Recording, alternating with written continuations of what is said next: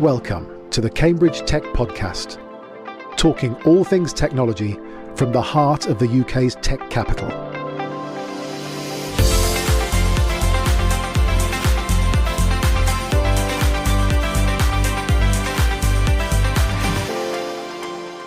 Here are your hosts, Faye Holland and James Parton. Hi, it's Faye and I'm here on my own today. So let's start with updates with news from last week's Science and Tech Awards organised by Cambridge Independent. It was a great evening celebrating innovation in Cambridge. Out of the Science and Tech, it was around 60% science winners and 40% technology, but some really strong and varied additions from the tech community, which included Bleacon, Levidian, Biozaroc, IQGeo, Advanced Infrastructure, QPT, Cambridge Kinetics, Luminance, New Quantum and Pragmatic, who were all winners on the night. So congratulations to them and everyone across the science and biotech community too. Then I have three other pieces of news to share with you. First of all, global investment fund Long River Investments aims to help more innovation companies in Cambridge achieve their growth ambitions. Focusing on life science, healthcare and deep tech, the business is being steered locally by Dr. Jerry Wu, who has become managing director, having played a key role in establishing and growing the biotech incubator for Tuss Park at Cambridge Science Park. Long River Investments successfully closed its maiden fund at $385 million in July 2024, with support from leading European and Asian insurance companies, asset management firms, and what Dr. Wu calls funds of funds.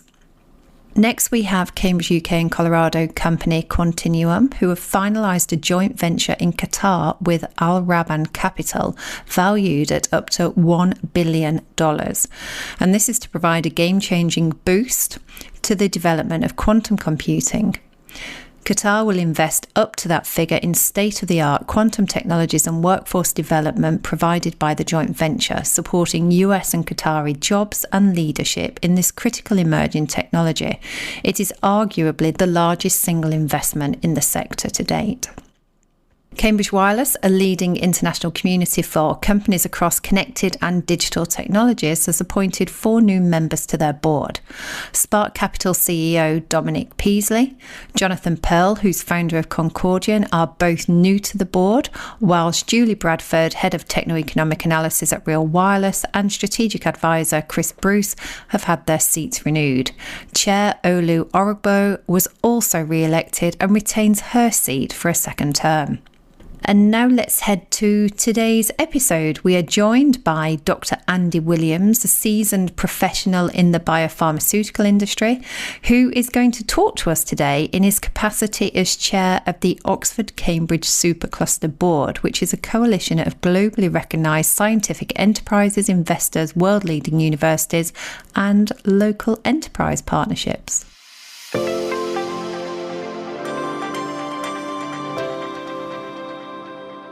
So Andy, it's great to have you with us today. Thanks for joining us. How have things been and how is retirement working out for you? Well, retirement's a funny thing. For those of you who know my background, I was at AstraZeneca for 30 years. And when I left AstraZeneca, I wasn't quite sure what I was going to do next. I've been lucky that in the last 10 years at AstraZeneca, I've done lots of things I wanted to do. Bringing AstraZeneca employees into the Cambridge area, place-based strategy, all great things. But I didn't really assume those things would continue because I assumed it was all part of my old role. So I guess retirement started off by looking a bit like it did before retirement, and it's taken me a couple of years really to get to a point where I'm comfortable with the level of work I'm doing and still excited by the opportunities out there. That's great. That's a good segue to, I guess, my first question. So you're the chair of the Oxford-Cambridge Supercluster Board. So the first obvious question is, tell us about what that mission of the board is and who's on it. Okay, so it was something that started whilst I was still at AstraZeneca. It started with this concept that considering the region as a region, Oxford to Cambridge, was greater than the sum of either Oxford or Cambridge or Milton Keynes in the middle. Starting off with support for infrastructure projects like East West Trail, but gradually coming around to the realisation this is about innovation and technology like everything else is and should be. So the Supercluster Board is a bunch of businesses the bigger businesses generally. So the market cap of those businesses is over £1 trillion. The larger investors, so the investors on our board bring together about £7.5 trillion worth of assets, and then all of the universities across the region. So around the Cambridge area, that'd be ARU, Cambridge University, Hertfordshire, just to prove that this is not a geopolitical arc. It's a wider activity. University of Northampton, and then others towards the middle and the other side. And I guess they've come together with common purpose. It's more of a coalition, if you like, than a formal body. And they're all there with the intention that we can create a great region, 3.5 million people, better connected, better exploitation of science and technology. So you just mentioned the word ARC there. So I remember numerous years ago, it was the Oxcam ARC, and now we've got the Supercluster board. Does it actually have a designated name now? Is it all talking about the same thing? Well, it is all talking about the same thing, but what you're talking about is that oscillation from government. I actually went back to some of my pictures from years and years ago. I found a 2018 one where it was called Oxford to Cambridge Economic Growth Area or Economic Growth Corridor. That's what it's called again now. In between that, it became an ARC. Then the ARC went, and then there was a road, which has been and gone. And one of the earliest things we called for as both big businesses and investors is some stability.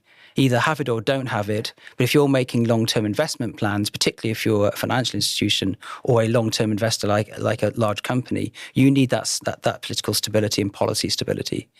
We seem to have that now. We have a champion for the Oxcam ARC, Lord Valence. That's really helpful. And we have a very strong commitment to East West Rail. So two of the building blocks of creating a region are in place, and we hope that will stay. Yeah. And I think we're going to come on and talk about those a little bit more. But I think the other thing we've got the Chancellor, Rachel Reeves, regularly talking about this area should be the Silicon Valley of the UK. And driving that to 2035, which actually isn't that many years away. Do you think that is realistic? That is a realistic ambition? Well, the ambition that Rachel Reeve described actually came from our own analysis. The Supercluster board actually commissioned that work. So obviously we do believe in it. Commissioned by Public First. And what we worked out was that by 2035, we can add an additional £78 billion to the regional economy. We don't particularly like the phrase Silicon Valley. It has both positive and negative aspects to it. And we don't see it either really as a barrier. We don't see Oxcam as a particularly, certainly not a geopolitical area as we see. And this idea of bringing together large investors, universities and business applies across the wider UK. So the Supercluster to us is more of a concept of how you work more effectively with government to deliver than it is about a geopolitical boundary. We'd like our Supercluster to expand to the northwest, to the southeast, all areas in between. And all those regions, incidentally, have come to talk to us since the announcement to see how they can expand and how they can increase their GVA as a consequence of the coming together of minds like this. So I think I'm safe in assuming that you don't hit the 78 billion just by following the status quo. So what kind of government intervention, policy changes, and what does the private sector need to do to achieve that target or that ambition?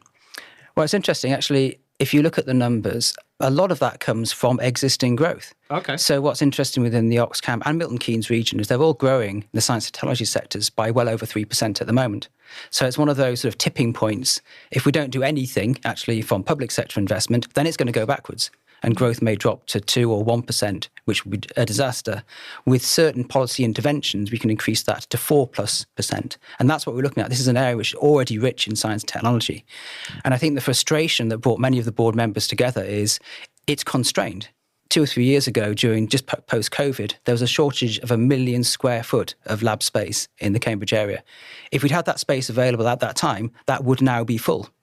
Now, the market cycles up and down, but we don't maximise the opportunities. So an area which is not short of innovation, in fact, the magic, if you like, of this region is it is not short of innovation. It is recognised globally and nationally as an innovative area. But what we're not doing effectively enough, either as a region or then into the wider UK economy, is exploiting that innovation. So simple stuff, simple constraints like lab space, connectivity, water, planning constraints are all holding back what already exists there. It's not the only thing, but it's not the base innovation which is the problem. So going from what sounds like a very high 3% to an even higher 4 to 5% is actually not that difficult.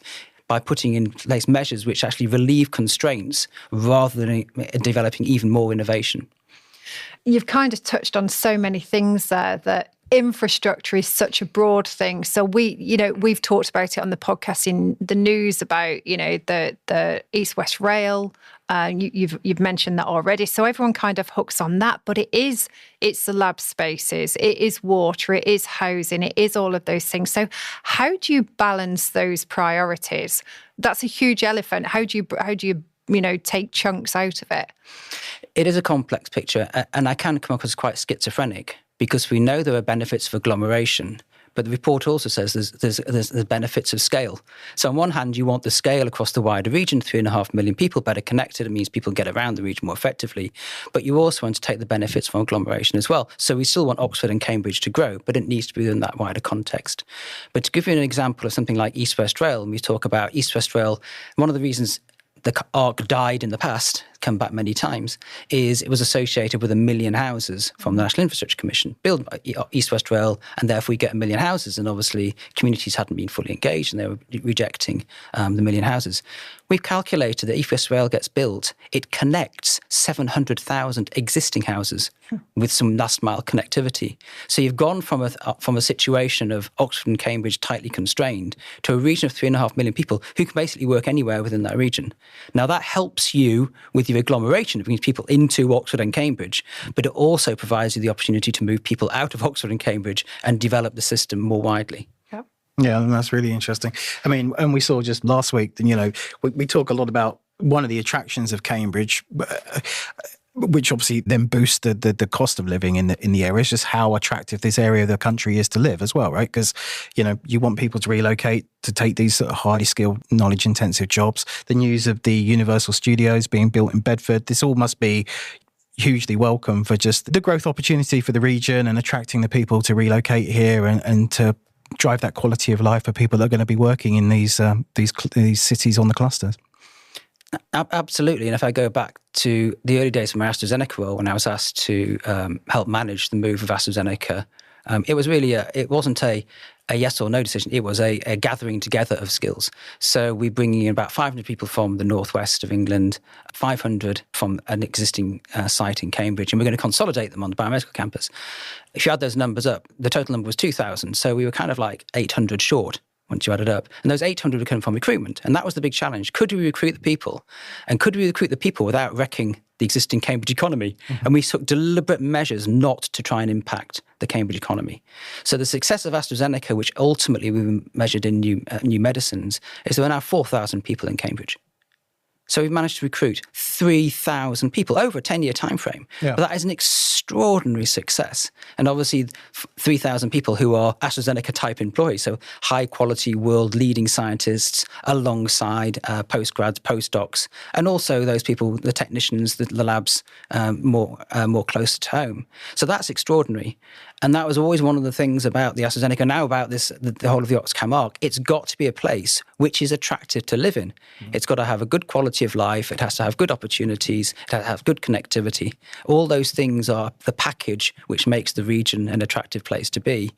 And we have to be really careful that we don't wreck that either through too much agglomeration, in other words, Oxford and Cambridge getting too big on their own, or getting too big on their own without the necessarily facilities to support that. So the housing, the education, the hospitals, the water, the electricity, either we provide all those things and or we expand those activities across a wider region and then ultimately across the wider UK. So we still have the innovation in Oxford and Cambridge, but the way we release that constraint is through regional and national rather than it all having to happen in either Oxford or Cambridge themselves. Mm. I mean, I think, again, you've touched on so many points there and you've highlighted some of the challenges and showcased how you've done it, obviously, in the past through AstraZeneca. I guess my question is, how do you tackle those challenges? How do you overcome them and keep that front of mind when you're likely to have the government pressing you to say, look, we've backed this, we want you to make it work, but you've got to keep those priorities. You've got to make sure that you don't affect the community. So how do you get that balance? I think the reality is it is challenging. I think I told you earlier that as soon as the region was announced, it's the first time it's been called a region, the first calls I got were from other regions. And why aren't you working with us as well? And we're going to do what we can to support them. But my answer to them always is, well, it's hard enough getting this region to act as a region, frankly. And that's the real challenge. It's not been a region historically. Oxford and Cambridge haven't been linked for however many years, 80, 90 years, and it doesn't act as a region. So the biggest decision that we heard made from Rachel Reeves, is, alongside supporting the 78 billion figure and how we're going to get there, was the appointment of a leader for it. So we need a focal point, somebody who could help us prioritise, help us think about how we bring together central government, local government, and then the three players we talked about, the investors, the big companies and the universities. So that's the starting point. We've never really had a mechanism of bringing them all together into a single place. Past efforts to do that have always failed, usually through the complexity of local government and the lack of leadership. So if you've got, I can't remember the number, I think there were between 50, 60 different councils, districts, groups across the Oxfam arc. And you needed to get agreement with all of them to do something. Quite rightly, they all wanted their local plans and their local ways and their community-driven activities. How would you do that if you've got to get agreement between 50 or 60 or more councils? Almost impossible. So what do we be careful now is we must be careful not to just make it a top-down approach. We need to bring the top-down strategy and thinking from central government and marry that up with the local government and the local communities. And how we do that is the next important phase of work. How long do you think that's going to take? I was about to give you the flippant answer. It's been off and on. The first thing we need to make sure everyone believes it's really going to happen. Right. So we've got some level of stability. I think for me, we'll come back to East Rail again, I'm sure many times, but East West Rail is more than just a rail line. It's like it's a symbol of commitment and a symbol of stability. If people really believe that's going to happen, are they really going to say we're going to build a railway line at, coming on for £10 billion? Don't know how much it's going to cost. So I think it's 6 or 8 at the moment. Wouldn't surprise if it ends up being 10 or something like that. Then we've got to make sure that delivers a huge GVA. So 78 billion is all right, but if you're putting a 10 billion investment in government when it could be going elsewhere, you've got to be absolutely certain you're going to do that. So I'm hoping that what we're going to see is, I believe East West Rail is going to happen. Most of the investors and big businesses don't. Not surprised. It's been flip-flopping for the last 5 or 10 years. So the sooner we can increase the confidence that East West Rail is going to happen as a symbol for the region, if we can accelerate the timeline, it's supposed to deliver by 2035, we can bring that back a little bit, then I think that will concentrate minds, because nobody's going to think that a major investment like that does not need the full backing, both from the community perspective and the central government perspective. And it's this responsibility really for both to work with communities to see how it will impact them and benefit them. And there are benefits and there are challenges, and we need to look at those carefully. Yeah. So just leading on from that then, how are you going to engage? You've talked about the report that you've produced, which obviously we can share the link for. How are you going to engage with the private companies and investors to keep them informed, engaged and actively contributing? I think it's twofold. I think it's responsible for all parties. What we do know is that local government, generally speaking, don't engage with the bigger businesses and the bigger investors because they worry about their communities. But they do work through the universities. So there's a common playing out there. There's also a way that central government can help that as well. From a Supercluster board perspective, we see the bringing together of that region a hugely valuable activity. It becomes a region of 3.5 million people, which can compete globally. So actually to excite businesses to want to come into this region, to invite investors to come into the region, is going to get a whole lot easier.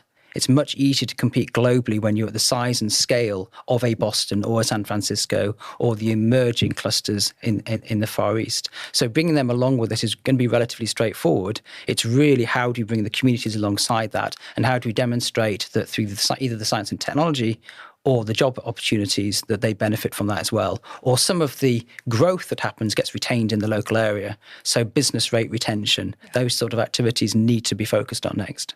Yeah, that's a good segue actually to move the conversation on to talk specifically about the universities in the region. Obviously, Oxford and Cambridge are world-renowned. There's a lot of collaboration with the Norwich universities. You've got Cranfield. It's rich in academic institutions. And the startups and the companies that we talk to on a regular basis on this podcast doing a lot of activity in Bristol and places like that as well. So how are you seeing the universities come together and collaborating either through the Supercluster board or other activity that they're running in parallel? That's a great question. And they are our superpower. Arc Universities Group was pretty much the only thing that was consistent through the tribulations and ups and downs of the Arc project over many, many years. And so we owed them a huge debt. And the Arc University Group comes all the universities across the region. I've named all the Cambridge side ones, but also we do have Cranfield, we do have the Open University, we have Northamptonshire, we have Oxford Brookes, we have Oxford University, and we have New Buckingham University, even though Buckinghamshire itself is less certain about what its role is within the Arc. So we brought them all together, and there's two roles, I guess, for them. One is improving innovation and improving connectivity to improve science and technology. But the other huge role that's going to come forward is the amount of jobs that are being created as a consequence of that. We believe there'll need to be another 100,000 jobs by 2035. That number goes up to 400,000 by 2050. Now, remember, they don't all need to come at once. They're going to, it's a yearly increase. And so there's a huge activity required, which will be coordinated by the universities on looking at what the future skill set requirements are going to need to be, and then what we need to fill those. And this is a tipping point, not just with the universities, but with the whole country. So one of the arguments is, let's focus on the 100,000 figure. In our report, and I made a deliberate point of this, is they can come from multiple sources. You can just bring them in from overseas. And there will be proportion. We're an open country. We believe in innovation. We need our leaders to come from wherever in the world they need to do that. They can't come from overseas. They could come from our university system, and they could come from retraining people as well. Yeah. There's always this assumption everyone's got a PhD and a postdoc. Not true at all. And so the real pivot point now, and it's a big government decision, is what proportion of that 100,000 are going to come from immigration from overseas, what proportion to come from immigration within the UK, and what proportion are going to come from our existing region. Can we make the university graduates coming out of the region more sticky? Can they stay within our region instead of going off into accountancy jobs in London, which is where a lot of university graduates end up going, to be honest? Yeah. And what more can we do to make sure that people get the chance to get reskilled so the local community can see the benefits, either directly or indirectly? There's plenty of, for every job that's created in science and technology, another 4 or 5 jobs are created in the wider community. Most people don't realise that. So we've got to try and make this not another sucking more people into our region. We've got to try and make this a re-equipping and preparing our existing communities for the future. And as well as future job creation, what kind of conversations are you hearing from the universities around encouraging entrepreneurship and spinning out companies and actually, contributing net new, businesses to the region as well? We talk a lot, to Cambridge Enterprise and the Cambridge cluster. So you'll know about the Andrew Williamson, Irene Tracy report, which went up to how do we get more spin outs from the universities. So widely told that, Cambridge is the most innovative city in the world. And actually, in terms of publications, that's true. I think per capita, we have the highest number of publications. We don't have the highest number of IP, intellectual property, patent applications. We're way below San Francisco and below Boston as well. And how we then translate that into commercial success hasn't been very successful in the past. And actually, there are signs that the report done by Andrew Williamson from CIC and Irene Tracy from Oxford University has changed that. And I don't go into that too much detail because we could do a whole podcast on that, and you should get them in to do that. But how the university approaches its innovation is really important, and how that translates into commercialization is important.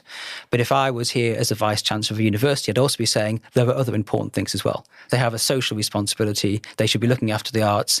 A university is wider than just its ability to commercialize its assets. So I think there's a greater focus on that and a better understanding what you need to do as a university to commercialize the opportunities. But we mustn't end up having the universities there purely to flog innovation. It needs to have its own space and its own ability to do what it needs to do. And of course, for those universities like ARU, Oxford Brookes, this skills agenda is really, really important to them. Their commitment to their local communities and training and retraining their local communities is huge. So if we can tap in both the innovation-led universities and then the more the teaching style of universities, then we should be in a good place. And of course, this isn't just about Oxcam again. You see the same thing emerging in the Bristol area, you see the same thing in the Midlands. Like I say, the only reason we're not talking to all of them more than we are at the moment is it's bloody hard work creating a region that doesn't exist. And most of them accept that. And we do work with those where we can. I mean, I think you've just demonstrated that it's not just bringing the public and private sector together, it's the academic sector, but it's also, you know, the future generations, the communities, and all of those kinds of things, which gives you a greater chance of actually succeeding because you're thinking much more holistically than, you know, it's a train line or something like that. Absolutely. And one of the areas I am talking to, probably an open secret, is the Northwest. So the Northwest, we're also talking about a Northern Arc, which was presented at an international conference a while ago by the mayors, so Steve Rotherham and Andy Burnham. Again, a concept. When you get business-led decisions, you start with your vision. You get the information that supports that vision. So the vision you might have for an arc in our region, which is already doing very, very well, and should be able to spin off more innovation than it's capable of exploiting, has to benefit the whole of the UK. And it can't just be lots of economic growth, lots of taxes, and we spend those taxes in the north. That's a really patronising way of approaching it. You know, innovation is happening all over the country. At the moment, investors see Oxcam, particularly Oxford and Cambridge, as the place to invest their VCs. But you're seeing now Oxford University's relationship with Birmingham, Cambridge University's relationship with Manchester. How do you start to move those VC funds over to other areas where the innovation exists? But it all has to ultimately be to the benefits of the community who work in those areas. So how can people find out more? You know, where do they go and get more information? And you just mentioned a conference. You've got your own conference coming up at the start of June as well. Tell us a little bit more about those. Well, so there's different conferences coming up. So we have what's called a Science Superpower Conference, which we've run for the last 4 years, and it's the QE2 Centre. That's really for science and technology businesses and the universities to come together to figure out how we collaborate now and how we can collaborate better in the future. So this year, it will be focusing initially, we're obviously going to start with Oxcam's been announced. Having got 4 years in, it's about time we celebrated something that we've actually achieved, and we've got a bit further forward to that. But straight away, after we've gone to the Oxcam session, our next session is how do we now move that into the UK context? So we have speakers from Glasgow, Strathclyde, which actually is a very interesting manufacturing hub, incidentally, if you go back to the life science sector, Northwest, other areas of the UK. And then we're also going to expand it into an international context. So we're looking at innovation hubs in New York, in Paris, elsewhere. So we're making sure this is, like I say, the concept is bringing these different groups together. We've found the magic is you can bring business together with the investors, with the universities, then you have a very dynamic partnership. And of course, it is the most mature in the UK. The only place that's really mature is in the Oxcam region. So it's partly the accountability, actually, of those people to look at how they can expand it to the wider UK, support those areas which don't have a stronger business community, don't have a stronger university committee, and frankly, just don't have the investors. So that first conference will be really interesting. It'll be a chance first to celebrate and immediately move from celebration as to how do we expand it to a wider context. Because ultimately, I'm a scientist. A conference we'll be having later in the year, led by the universities, will be looking at that skill sets and those skill set gaps. So we'll be looking about how do we meet the 100,000 challenge. I've told them not to worry too much about the 400,000 challenge because it's going to need something bigger than just a few people and a few more positions in a regional college. It may require a whole new university. It may require a whole new way of doing things. You've seen ARU in Peterborough, a great example of something responding to local need and the potential future. We may need some more of them. So I'd be signalling not necessarily to the communities at this stage, but to skills providers, local authorities, engaging in that work already, that by the end of the year we'll have started to map out what the future might look like. And I'm determined that it's not going to be the lazy, we'll just bring them in from outside. Because we have the ability to do that, because we have such a great place to live, quality of life's great, we need to get both government and local authorities to move away from somebody else is solving it for us to we are now really going to commit to solving it ourselves. I mean, when you were describing the conference there, you did say it's for both life sciences and tech. An observation, which I think, we've heard a few times, is a lot of initiatives in the region do tend to be led by the life sciences community, not so much by the tech community. It seems like the life science community has got a much stronger, clearer narrative. What's your thoughts on that? Do you think more work needs to be done on the kind of tech narrative for the region moving forward? I would certainly say our first Superpower conference was largely life sciences or health sector, which probably reflects what you're saying, that it is better organised. It's easier to tap into. This year, I'd say there's hardly any life sciences, but that's almost like it's always a deliberate response to over-egging one area and not the other. And certainly the Oxfam Arc cannot be just about life sciences. It needs to be the wider tech community. But if you reflect on that, life sciences works on very long timelines, and it also has a number of very mature businesses. You get to a scale of an AstraZeneca, 200 billion market cap, it has the time, the resources, and the thought to think about long-term planning. It can't just rest on its 1, 3, 5-year plan. And I think it's more to do with the time scale with which life sciences work in. And actually the primary end user, if you like, of the life sciences is our governments and national health services, or you may well have, private sector in some countries like the US. But the relationships between government and the life science sector have always had to be strong and are strong. We have an Office of Life Sciences specifically looking at life sciences.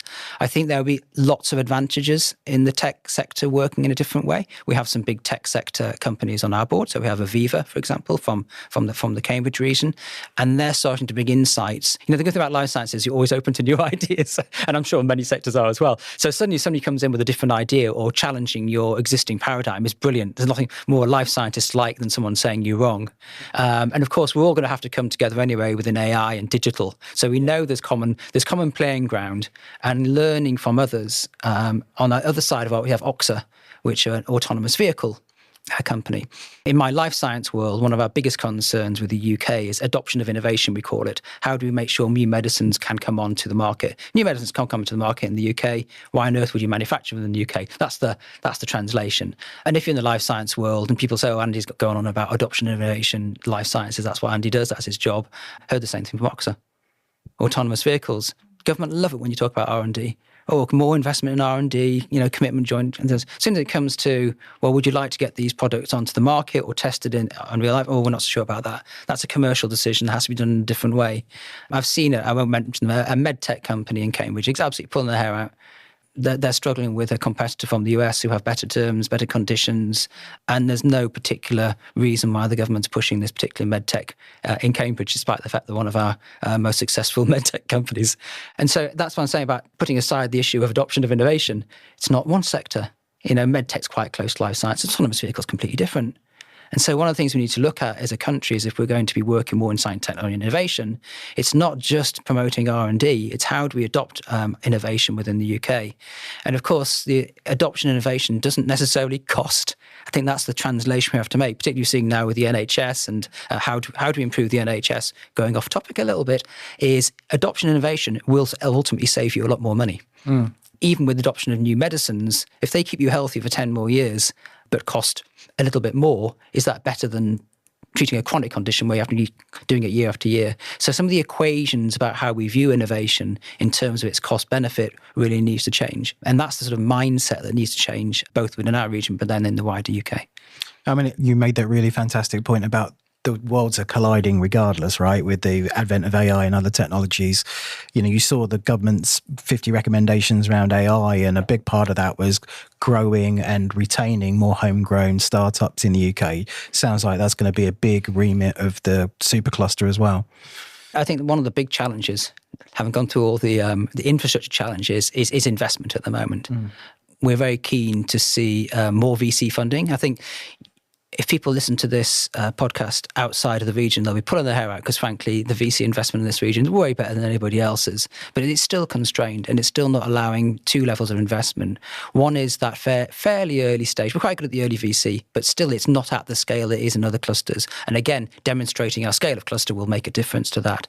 But some of that later stage funding, how do we retrain that innovation for longer? How do we get into commercialization? How do we move things forward? Is still a huge gap. So we heard the previous government government and now this government looking at DC pension contributions and how to more effectively corral those. I said at our superpower conference, for example, we have in Station F from Paris. Now they've benefited from a Tibby scheme, which is I looked it up just before I came in. It's actually named after Philip Tibby. It's not an acronym TIBI. It's just somebody's name. And what's interesting about that, they managed to bring in pension contributions and investor contributions from across France. Initially about 5 billion, and that extended to another 7 billion. So they found a way of harnessing their pension contributions in a way which has enough government support to give enough stability and interest for it to go into their own investment in a way that so far we haven't.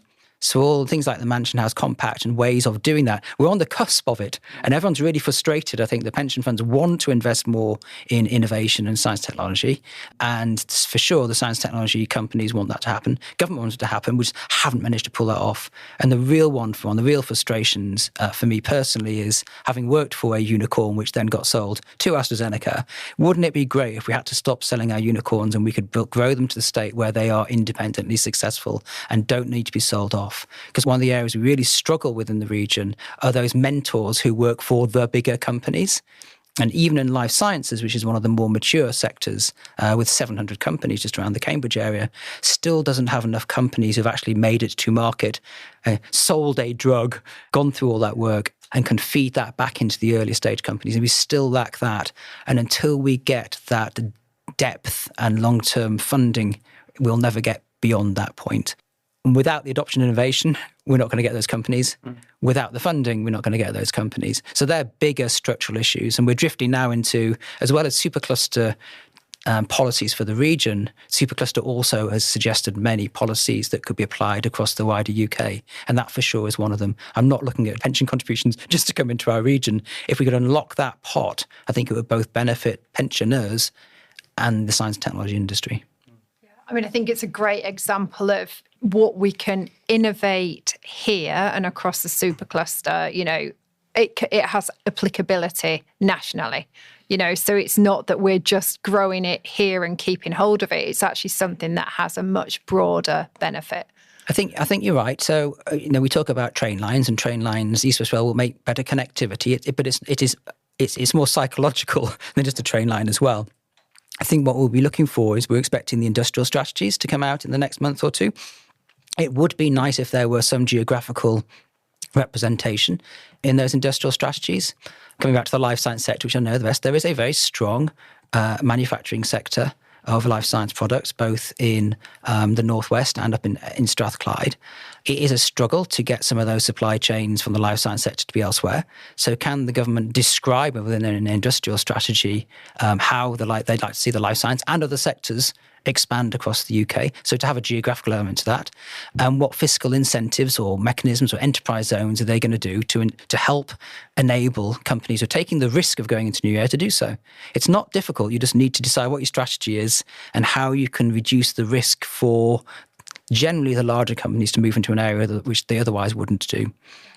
I think we could talk about that for ages, and it's possibly a whole other podcast in itself. But I mean, thank you for all of those insights. I think they've been absolutely brilliant. I have a last question for you, which is more personal to you actually, and it's kind of you've talked about the career in AstraZeneca and what you did, and you know how you got AstraZeneca into Cambridge in a very valuable way. But you've also done so many other things. So you've sat on the board of GCP, you've been on the board, the business board in Cambridge Ahead. Now, obviously, your Supercluster board. What drives you personally? What drives that passion and commitment to support the region? Well, I'm not used to answering personal questions to start with.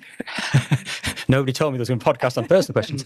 I guess from my perspective, I joined a very small company, 23rd employee of Cambridge Antibody Technology, and just come back from the West Coast and was sort of dropped into something pretty amazing, which was phage display, developed by Greg Winter, sitting on the shoulders of Cesar Milstein, who first discovered monoclonal antibodies, and just an amazing ecosystem and just innovation. And at the time, there were other companies in the same Cambridge region. We used to go to the pub and wind each other up about what we were doing and how far we'd got and things like that. And I guess going to the other extreme then, working towards the end of AstraZeneca, working in a global organization is just so different. and how the UK is perceived within a global context. And the bit of defence, you try not to be too defensive, the bit of always defensive is this country is really good at innovation. What we're really rubbish at is translating that innovation. And I see that innovation in Cambridge. I see that innovation in Oxford. I see it in other pockets in other parts of the country. It drives me bloody mad that we just don't join it more effectively. And it's not just about, we've talked a lot about economic growth, GVA, gross value added for those of you who got from that. It's not just about economic growth. It's about societal growth and societal benefit. So, at the bottom of it really for me is how do we better exploit in the best possible terms our innovation to benefit Cambridge, if we're in Cambridge, benefit the region, but really benefit the UK and potentially more widely. There are innovations that have come out of the UK which have had global impact over centuries. My drive, if you like, is that we don't lose that. A great way to finish the episode. Thanks so much for spending the time with us today. And as Faye alluded to, we've really just scratched the surface of the conversation. So we'd love to have you on in future episodes if you'll indulge us. But thanks for your time. Absolutely love to. Just know more of those personal questions. I'll think of very cool. Thank you. For you. It's great. Take care. Thanks, Andy.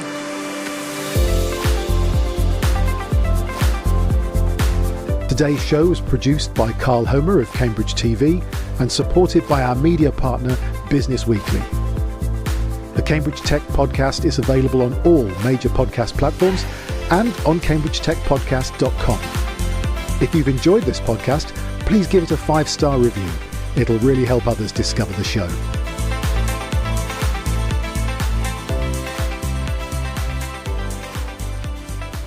If you are a startup looking to grow in Cambridge, the Bradfield Centre offers a range of flexible membership packages which put you in control of your office and home working mix.